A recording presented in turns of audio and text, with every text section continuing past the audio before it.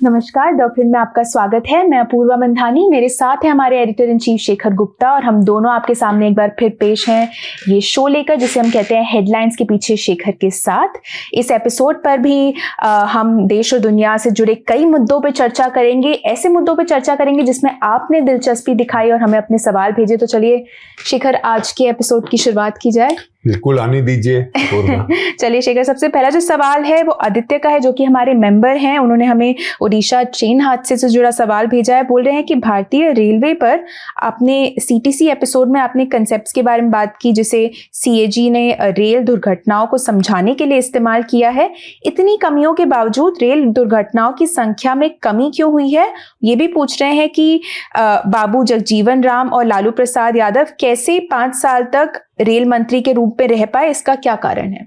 देखिए, पहली बात तो ये कि हमारे यहाँ रेल बहुत ज्यादा चलती है जी। 68,000 किलोमीटर हमारी रेलवे लाइन्स है और बहुत हमारा सामान ढोती है जी। और बहुत लोगों के लिए, जो आम इंसान के लिए सबसे सस्ता तरीका ट्रेन ही होता है। अब ठीक है, क्योंकि अब हमारे एयर ट्रैवल बहुत बढ़ गया है, लेकिन एयर ट्रैवल फिर भी अगर आप देखें कि जैसे कि जब नई ट्रेन्स आ गई है वंदे भारत, जो सबसे महंगी है शॉर्ट डिस्टेंस ट्रैवल के लिए, वो भी एयर ट्रैवल से बहुत सस्ती है। तो हर आदमी एयर ट्रैवल नहीं कर सकता है और हर जगह एयर ट्रैवल होता भी नहीं है, क्योंकि हर जगह तो हवाई अड्डा नहीं है। अब जैसे आप दिल्ली से उत्तर की तरफ जाएं तो अब बैठे वंदे भारत में जो कालका तक जा रही है, तो चंडीगढ़ में आप रुक जाएंगे, अंबाला में रुक जाएंगे, लेकिन फिर करनाल में, सोनीपत में, उसके रास्ते में, या जैसे दूसरी वंदे भारत ट्रेन है जो कटरा जा रही है जम्मू से आगे, तो जम्मू रुकेगी, कटरा रुकेगी, उसके पहले लुधियाना और अंबाला। आपने जलंधर जाना हो, आपने फगवाड़ा जाना हो, आप वहाँ पे कोई एयरपोर्ट उन जगहों पे नहीं है, तो ट्रेन ही हर जगह को कनेक्ट कर। ये तो बड़े बड़े जिले हैं और वो भी उत्तर में, जहाँ पे काफी खुला है, लेकिन बहुत जगह है जैसे कि बिहार में, उत्तर प्रदेश में, जहाँ बहुत आबादी है, छोटे छोटे कस्बों में बहुत आबादी है, वहां तो हवाई अड्डे नहीं बन सकते, तो ट्रेन ही लेके जाती है। तो मैंने ट्रेन चलती बहुत ज्यादा है, क्योंकि ट्रेन चलती बहुत ज्यादा है, इसलिए उनका जब तक की टेक्नोलॉजी पीछे से बहुत बेहतर ना हो, ट्रैफिक इतना ज्यादा है, उसमें एक्सीडेंट होने का हमेशा खतरा रहता है। अब आपका सवाल ये अच्छा है कि अगर इतनी ज्यादा भीड़ भाड़ है तो एक्सीडेंट कम क्यों हुए? एक्सीडेंट कम इसलिए हुए हैं कि समय के साथ साथ टेक्नोलॉजी भी बेहतर होती जा रही है, जिसको एंटी कोलिजन टेक्नोलॉजी कहते हैं, सिग्नलिंग टेक्नोलॉजी कहते हैं। पहले बहुत चीज मैनुअल होती थी, अब वो मैनुअल नहीं होती है। तो अब जैसे हमारी एक स्टोरी कैरी हुई थी, छपी थी, निखिल रामपाल है हमारे नौजवान डेटा जर्नलिस्ट हैं, उन्होंने स्टोरी की थी कि पिछले 10 साल में 2,56,000 लोग भारत में रेल एक्सीडेंट्स में मरे। इसका मतलब है कि करीब 26,000 लोग हर साल मरते हैं। अब वो कहाँ मरते हैं? तो स्टोरी में ये कहा था कि ये लेकिन रेल क्रैशेस में नहीं मरते, ये बहुत लोग ऐसे हैं जो रेल से गिर के मर गए, रेल की पटरी क्रॉस करते हुए मर गए। बंबई में तो रोज कुछ लोग ऐसे मरते हैं। कुछ पहले हमारे लेवल क्रॉसिंग थे, उधर से रेल आ रही है, इधर से आपकी गाड़ी जा रही है, बीच में क्रॉसिंग बंद होना है, आपने देखा नहीं या बंद हुआ नहीं, तो आप उसमें घुस गए और कई लोग मर गए। ऐसे रोज होता था, कभी बस आ गई उसमें, कभी ट्रक आ गया, और बहुत ये जो क्रॉसिंग थे अनमैन्ड थे, वहां पे कोई एम्प्लॉय नहीं होता था देखने के लिए। तो ये ओवर टाइम इन सब के ऊपर बहुत काम किया गया है और सब में, और ये इलेक्ट्रॉनिक्स बहुत इम्प्रूव हुए कि आप इलेक्ट्रॉनिक सिग्नलिंग हुई है और पहले कंट्रोल रूम में दिख रहा है कौन सी गाड़ी आ रही है, कौन सी जा रही है, क्या अप है, क्या डाउन है, कौन सी कहाँ शिफ्ट हो रही है। तो सिग्नलिंग सिस्टम्स पहले से बहुत बेहतर हुए हैं। अब ये ज़रूर है कि वो इतने परफेक्ट नहीं हुए हैं कि जैसे चीन को देखिए, चीन का जो रेलवे लाइन है तो 1995 में भारत से बहुत कम था, आधे से भी कम था। अच्छा। फिर उन्होंने दबा के रेलवे लाइन बनानी शुरू की, अब भारत से करीब 2 गुना हो गया है, 2 गुना नहीं तो करीब इतना 2 गुने के बराबर हो गया है। लेकिन वहां एक्सीडेंट्स बहुत कम है, क्योंकि उन्होंने नई लाइनें बनाई और नए सिग्नलिंग सिस्टम वगैरह के साथ बनाई, और उन्होंने एक बार में ही 4 लाइनें बनाई। 4 लाइन का मतलब क्या होता है? जैसे आपने ये ओडिशा का एक्सीडेंट भी देखा, तो आपने देखा एक अप लाइन पे जा रही थी ट्रेन, एक डाउन लाइन पे जा रही थी ट्रेन, और वहाँ पे एक जो लूप लाइन थी उस पे वो जो मालगाड़ी थी कि वो रास्ता ना ब्लॉक करे, क्योंकि अप डाउन पे भी अप लाइन पे भी एक्सप्रेस ट्रेन ने जाना था, डाउन में भी, तो उसको साइड पे आपने जाके लूप लाइन में रख दिया। अब कुछ गड़बड़ हुई सिग्नलिंग में कि आपकी एक गाड़ी जो कोरोमंडल एक्सप्रेस है वो अपनी लाइन से शिफ्ट होके लूप लाइन में चली गई और टकरा गई। लेकिन ये अप लाइन और लूप लाइन सिर्फ 2 हैं हमारे यहाँ। 2 ज्यादातर जगहों पे जो हमारे सबसे ज्यादा ट्रैफिक वाले रेलवे के इलाके हैं वहां पर 2 लाइनें ही हैं जो अंग्रेजों के जमाने से बनी हुई है। अच्छा, ज्यादातर काफी जगह एक थी तो चलो उसको डबल कर दिया। जब एक थी तो आप में से कुछ लोग जो मेरी उम्र के होंगे उनको शायद याद भी होगा कि गाड़ी आ गई, फिर गाड़ी रुक गई, 1 घंटे क्यों रुकी है, दूसरी गाड़ी को पास मिलेगा। पास मिलेगा मतलब है कि वो गाड़ी राजधानी एक्सप्रेस आ रही है, आपकी छोटी मोटी गाड़ी में बैठे तो उसको क्योंकि प्रायोरिटी मिलेगी, आप रास्ते में तो आपको लूप लाइन में डाल दिया, वो गाड़ी जाएगी फिर आपको जाने का मौका मिलेगा, तो वो कुछ कम हो गया। लेकिन फिर भी 2 लाइनें ही बनी। जो चीन ने बनाया एकदम उन्होंने 4 लाइनें बनाई।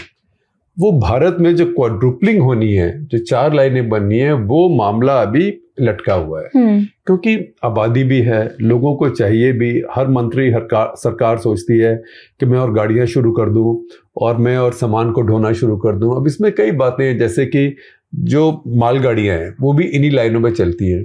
तो एक आइडिया आया पुराना, मेरे ख्याल वाजपेयी जी के टाइम से आया था कि डेडिकेटेड फ्रेट कॉरिडोर होना चाहिए, कि हम अलग से लाइनें बनाएंगे, खास करके हाई ट्रैफिक एरियाज में, दिल्ली बम्बई, दिल्ली कलकत्ता, जब बहुत माल सामान जाता है तो वहाँ पे एक अलग लाइन, अलग उसको प्रोटेक्टेड लाइन दोनों साइड से फेंस लगा के, ताकि तेज ट्रेन जा सके। सारे रास्ते में गोडाउन, लॉजिस्टिक सेंटर्स, कि वहाँ पे सिर्फ मालगाड़ियां जाएंगी। फ्रेट का मतलब माल है ना, तो इसीलिए डेडिकेटेड फ्रेट कॉरिडोर। लेकिन वो जो बन रहा है उसकी जो रफ्तार है वो बहुत धीमी है। जिस तरीके से बनना चाहिए वो नहीं बन रहा है। मेरा ख्याल अगर उसको भी नितिन गडकरी जी को दे दिया होता तो शायद उसमें कुछ नजर आना शुरू हो गया होता। जो पहला बनना है उसी में भी 2 साल और हैं, तो वो बनेगा, फिर और बनेंगे। तो रेलवे के कई जो लोग हैं, एक आर्टिकल था इंडियन एक्सप्रेस में, आलोक कुमार वर्मा जो पहले रेलवे में इंजीनियर रहे हैं, बड़े वरिष्ठ, उन्होंने कहा कि डेडिकेटेड फ्रेट कॉरिडोर की जगह अगर हम जो अभी की लाइनें हैं वहाँ जमीन भी अवेलेबल है, उसको क्वाड्रुपल कर देते, 2 लाइन और बना देते, तो हमको बहुत कम खर्चे में यही फायदा हो जाता। और उसमें सारी गाड़ियों का, क्योंकि अभी ट्रैफिक जैम हो जाता है हमारा ट्रेन का, और जब ट्रैफिक जैम होता है तो एक गाड़ी लेट होती है, एक गाड़ी लेट होती है, उसके पीछे फिर और लेट होती जाती हैं, और लेट होती जाती हैं। आप देखें कि कोई आपके हाईवे के ऊपर या कोई रेड लाइट के पास कोई गाड़ी खराब हो जाए, उसके वजह ट्रैफिक बैकअप हो जाता है गाड़ियों का, कारों का। तो कारों का ये हाल होता है, जब रेलगाड़ियां अड़ जाती हैं फिर उनको दोबारा चालू करना, फिर दोबारा उनको निकालना, ये बहुत बड़ी चुनौती हो जाती है। तो भारत का जो रेलवे तंत्र है, इसका जो बेसिक इंफ्रास्ट्रक्चर है, वो बहुत सालों से उसमें इतनी इम्प्रूवमेंट नहीं हुई है जितनी की होनी चाहिए थी। जो पहला सवाल था उसमें एक सवाल रह गया था मेरे से जवाब देना, कि वो जगजीवन राम और लालू कैसे। तो जगजीवन राम का समय था 1956 से 1961 तक। तब भारत की राजनीति थोड़ी और थी, लेकिन फिर भी वो खुशकिस्मत रहे। और उस समय जो रेलवे मिनिस्ट्री थी बहुत जबरदस्त, बहुत ही शक्तिशाली मिनिस्ट्री मानी जाती थी। अब तो इतनी नहीं है, क्योंकि रेलवे मिनिस्ट्री के पास बहुत मोनोपोली थी, बहुत जॉब्स दे सकते थे, स्कूल चलाते थे, हॉस्पिटल चलाते थे, कॉन्ट्रैक्ट देते थे। कहीं किसी की ट्रेन शुरू करा दी, ट्रेन शुरू कराने के अलावा कहीं किसी ने कहा, किसी एमएलए एमपी ने कहा जी मेरे गांव में स्टॉप करा दो, तो स्टॉप करा दिया। ऐसी बहुत चीजें थी। तो जगजीवन राम उस समय राइजिंग स्टार थे कांग्रेस पार्टी के, तो कुछ किस्मत भी रहे कि उनको मिला। ऐसे लालू, अब लालू हालांकि वो यूपीए का हिस्सा थे लेकिन एक छोटा हिस्सा थे, तो लालू ये तो कह नहीं सकते थे कि मुझे गृह मंत्रालय दो, रक्षा मंत्रालय दो, विदेश मंत्रालय दो। तो उन्होंने देखा जो सबसे ज्यादा ताकतवर, और बिहार में एक रेलवे मंत्रालय की बहुत एक ऑब्सेशन है। अब देखिए पीछे काफी बिहार के लोग, जॉर्ज फर्नांडिस बिहार के नहीं थे लेकिन बिहार से ही चुने जाते थे। तो जॉर्ज फर्नांडिस, नीतीश कुमार, लालू यादव, उससे पहले ललित नारायण मिश्रा, ये बहुत लोग रेलवे मिनिस्टर रहे। इसलिए बिहार में अब देखिए रेलें इधर उधर से निकल कहीं कहीं जाती रहती हैं, चाहे आए वो 6 घंटे, 8 घंटे, 12 घंटे लेट।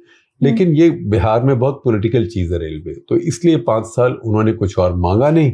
और अगर कुछ गड़बड़ हुई कभी तो किसी ने कहा इस्तीफा दो, तो इस्तीफा तो भारत के इतिहास में 1-1.5 लोगों ने ही दिया है।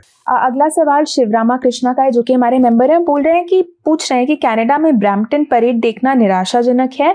कनाडा उग्रवाद को क्यों बढ़ावा दे रहा है? साथ ही वो कहते हैं कि भारत इंडो पैसिफिक का एक आवश्यक भागीदार है। एनएसए और वहाँ की सरकार के रवैये के बारे में आपकी क्या राय है? देखिए, ये बिल्कुल फुली वोट बैंक पॉलिटिक्स है। अच्छा। क्योंकि आप समझिए कि कनाडा में सिखों की कितनी तादाद है। आप सोचेंगे कि इतनी तादाद नहीं है, ठीक है, लेकिन कनाडा की अपनी खुद की जो जनसंख्या है वो भी बहुत कम है। तो कनाडा की जनसंख्या में 1.5% सिख है। अच्छा। आपको लगेगा बहुत थोड़े, लेकिन भारत की जनसंख्या में कितने प्रतिशत सिख है? यही है करीब 2.25%। अच्छा। लेकिन भारत की 543 की लोकसभा में सिर्फ 13 सिख एमपी हैं। कनाडा की 338 की नेशनल पार्लियामेंट में 18 सिख एमपी हैं। और जो सिख वोट है वहां पे, वो एक साथ वोट करता है, और खास करके जो ट्रूडो की पार्टी है उसको वोट करता है। तो उनके लिए वो एक बहुत भारी वोट बैंक है।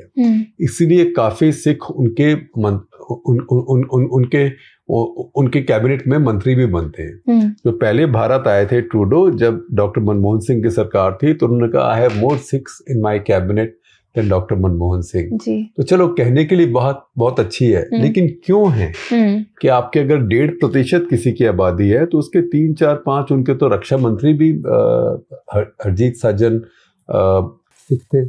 और वो उनका जो परिवार था, उनका पुराना सिख रेडिकल, मैं खालिस्तानी नहीं कहता हूँ किसी को, सिख रेडिकल कनेक्शन भी उनका था। तो ये कनाडा में जो कनाडा के जो लेफ्ट पॉलिटिक्स है, उसके अंदर ये बहुत क्रिटिकल वोट बैंक है जी। और इसलिए वो इसके ऊपर ना सिर्फ एक्शन नहीं ले पाते, लेकिन वो उसमें काफी कुछ होता है तो उसको दूसरी तरफ देखते रहते हैं। अब जून के महीने में, इसी महीने में, सन 1985 में एक एयर इंडिया के बड़े जंबो जेट को उड़ाया गया था बॉम्ब से। उसमें करीब 300, मुझे याद नहीं एग्जैक्टली कितने, 300 के करीब लोग मरे। उनमें से 325 के करीब लोग सिख ही थे और कैनेडियन थे। अच्छा। इंडियन ओरिजिन के थे लेकिन कैनेडियन थे। उसको उड़ाया किसने? उसको उड़ाया इन्हीं आतंकवादियों ने जो कि अपने आप को खालिस्तानी बोलते थे।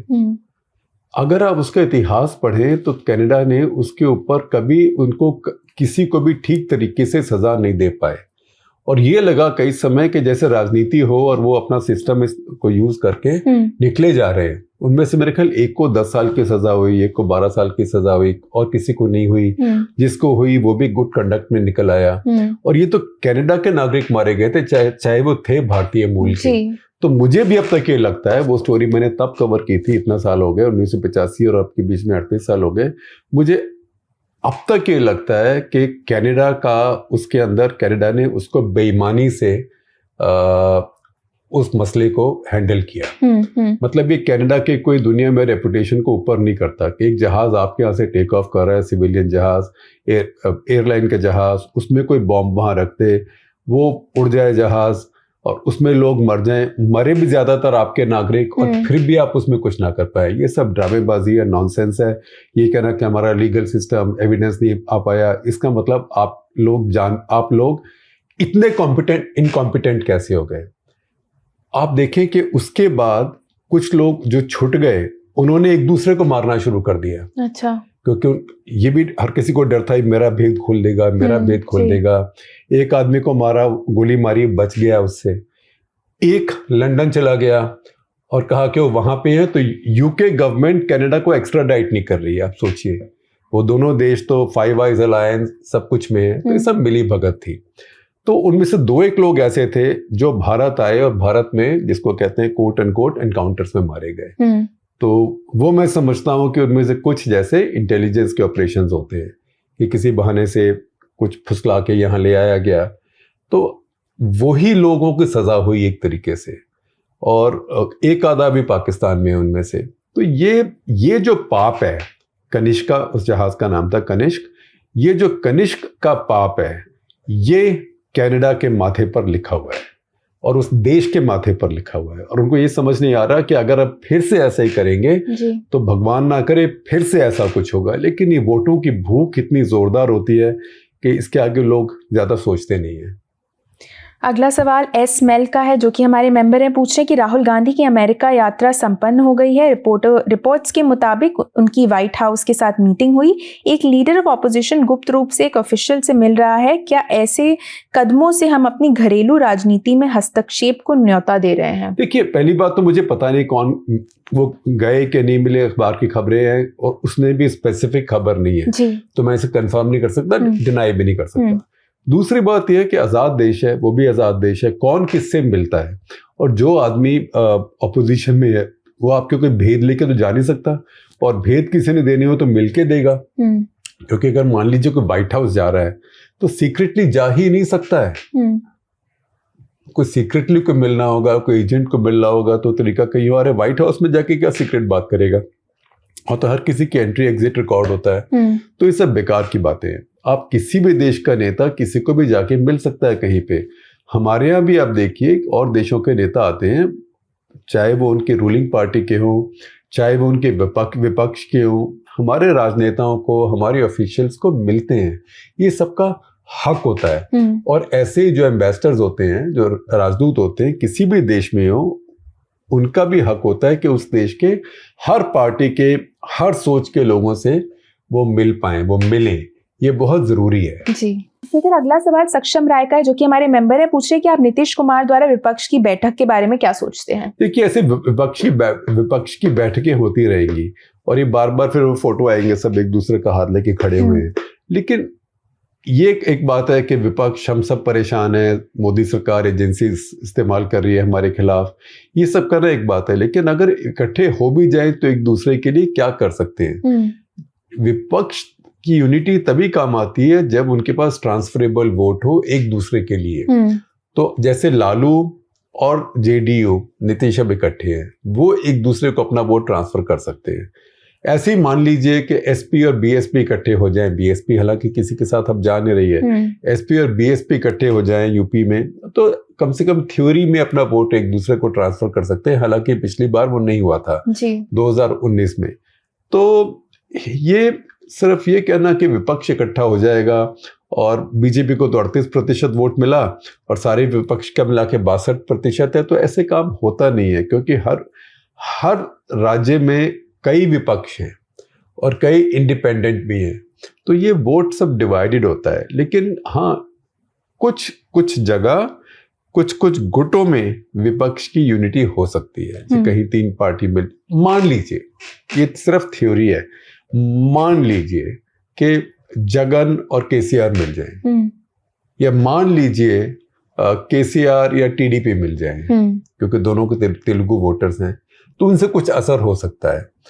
मान लीजिए तीनों मिल जाएं विपक्ष के वहां पे कि बीजेपी आ रही है, हालांकि बीजेपी खास अभी आंध्र में तो आ नहीं रही, लेकिन अगर ऐसा होता है तब ऑपोजिशन यूनिटी का मतलब ज्यादा होता है। जैसे महाराष्ट्र है, महाराष्ट्र में कांग्रेस, एनसीपी, शिवसेना, अब तीनों एंटी बीजेपी वोट को लेके इकट्ठे हैं कि एंटी बीजेपी वोट जो है वो डिवाइड ना हो। और शिवसेना का यह है कि जो शिवसेना का वोट था वो हमारे पास आया, लोग सोचे कि हम असली शिवसेना है।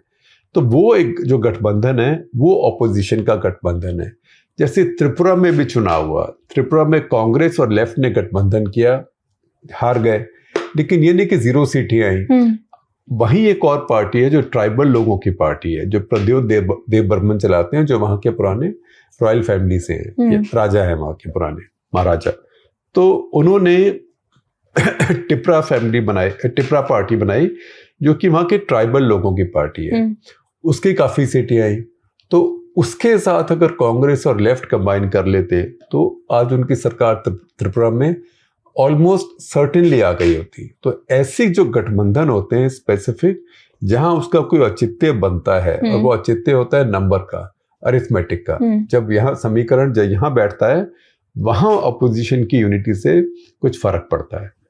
अगला सवाल सुजय सान्यमत का है, जो कि हमारे मेंबर हैं। पूछ रहे हैं कि आपकी राय में आप यूक्रेन युद्ध को फाइनली समाप्त होते हुए कैसे देखते हैं, और परमाणु हथियारों के इस्तेमाल की क्या संभावना है, क्योंकि यूक्रेन युद्ध को रूसी शहरों तक ले गया है और पश्चिमी शक्तियों के पास उन क्षमताओं को प्रदान करने के बारे में कोई हिचकिचाहट नहीं दिख रही है। देखिए, अगर आप कह रहे हैं कि पश्चिमी शक्तियां कोई न्यूक्लियर वेपन्स देगी यूक्रेन को, तो वो नहीं होने वाला, किसी भी हालत में नहीं होगा। जो न्यूक्लियर वेपन्स की बात आती है कि रशिया क्या अपने जो छोटे टैक्टिकल न्यूक्लियर वेपन्स हैं वो इस्तेमाल करेगा, मैं नहीं समझता। पर जब मैं कहता हूँ मैं नहीं समझता, तो मैं उम्मीद भी करता हूँ, मतलब जो कहते हैं कि विशफुल थिंकिंग होती है कि ऐसा होना नहीं चाहिए, क्योंकि ऐसा होगा तो बहुत अनर्थ होगा, क्योंकि उसका बहुत रिटेलिएशन भी ज़बरदस्त होगी। तो वो नहीं होना चाहिए, मुझे लगता भी नहीं कि वो होगा। लेकिन देखिए, वेपन ऑफ मास डिस्ट्रक्शन कई तरह के होते हैं। अब इतना बड़ा बांध वहां पे तोड़ दिया गया, जो दुनिया के सबसे बड़े बांधों में से है, उसमें जितना पानी स्टोर किया हुआ है वो हमारे भाखड़ा नंगल, नागार्जुन सागर, टेरी डैम, उन सब से बहुत ज्यादा पानी है। वो सारा पानी खुल गया, अब बहे जा रहा है। और वो ये वही मैदानी इलाके हैं, वहाँ के खेत इलाके, जहाँ पे दुनिया भर के लिए गेहूं उगता है। दुनिया का सबसे बड़ा गेहूं का निर्यातक यूक्रेन है। जैसे इजिप्ट जैसा देश है, इजिप्ट दुनिया में सबसे बड़ा गेहूं का इंपोर्टर है, क्योंकि वो वहां तो उगता नहीं कोई। तो उन देशों को, अफ्रीका के देशों को बहुत तकलीफ होने वाली है कि अगर गेहूं की फसल एक खराब होगी। यूक्रेन में 2 फसल होती है गेहूं की एक साल में, अगर एक खराब होगी तो बहुत नुकसान होने वाला है। तो ये भी वेपन ऑफ मास डिस्ट्रक्शन है। शहर डूब गए हैं, कुछ शहरों में 15 मीटर का मतलब 50-52 फुट। इसका मतलब है कि 4 मंजिल 5 मंजिल का मकान पूरा डूब जाएगा, इतना पानी बढ़ गया है। क्योंकि वो जो जलाशय है, वो जलाशय जो उस डैम का है, वो ही करीब 2,2500 वर्ग किलोमीटर में है, इतना पानी है उसके अंदर। तो ये भी तो एक तरह का वेपन ऑफ मास डिस्ट्रक्शन ही है। तो वहाँ नुकसान खूब हो रहा है। लेकिन ये जो थोड़ा थोड़ा रशिया के शहरों में हो रहा है, ये दूर नहीं हो रहा है, बिल्कुल बॉर्डर टाउन्स में हो रहा है, जैसे बेलोगोरोड है।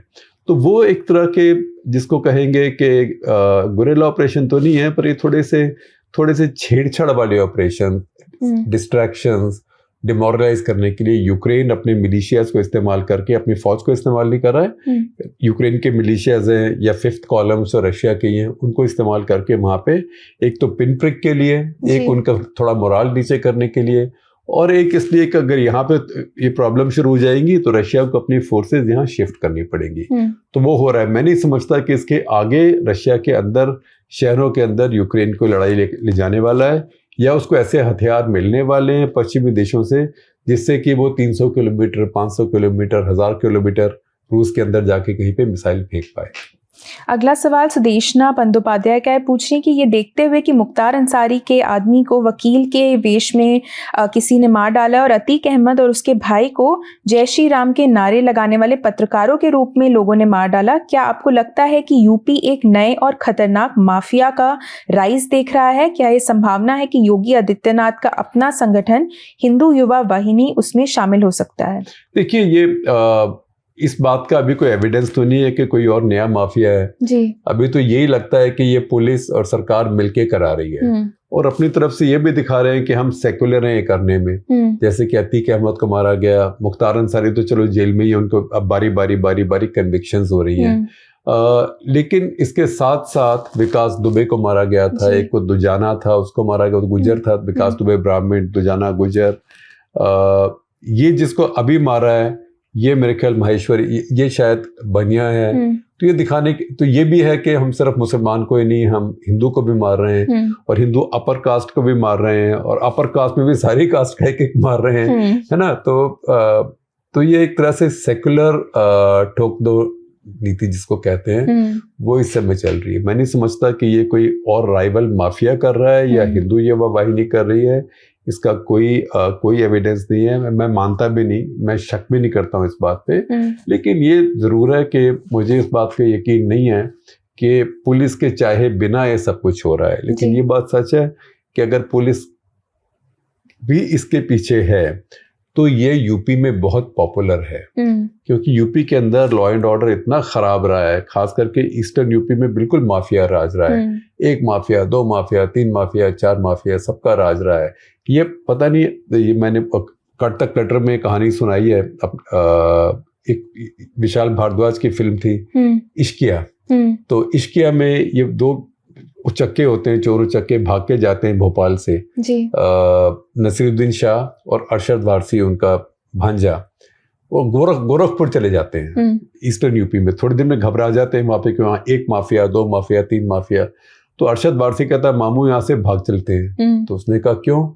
तो उसने कहा कि हमारे भोपाल में तो सिर्फ शिया और सुन्नी की सेना थी, यहाँ तो ब्राह्मण की अलग सेना है, ठाकुर की अलग सेना है, यादव की अलग सेना है, मुसलमान की अलग सेना है। तो वो जो इलाका था खास करके ईस्टर्न यूपी का, ये बहुत ज्यादा माफिया रन इलाका था जी। तो इस समय लोगों में थोड़ी रिलीफ लग रहा है कि अरे माफिया वाले तो मारे जा रहे हैं। और पहले ये बात है कि सिर्फ मुसलमान माफिया से मारे जा रहे हैं, तो अब ये है कि देखो जिस सबके मारे जा रहे हैं तो अपर कास्ट के भी मारे जा रहे हैं जी। शिखर, आज का आखिरी सवाल लूंगी ब्रिजेश पवार का, जो कि हमारे मेंबर है। पूछ रहे कि चरमराती अर्थव्यवस्था, भ्रष्टाचार के आरोपों, तानाशाही प्रवृत्तियों और विनाशकारी भूकंप के बावजूद टर्की में अर्दोगान शासन कैसे सत्ता को बनाए रखने में सक्षम रहा है?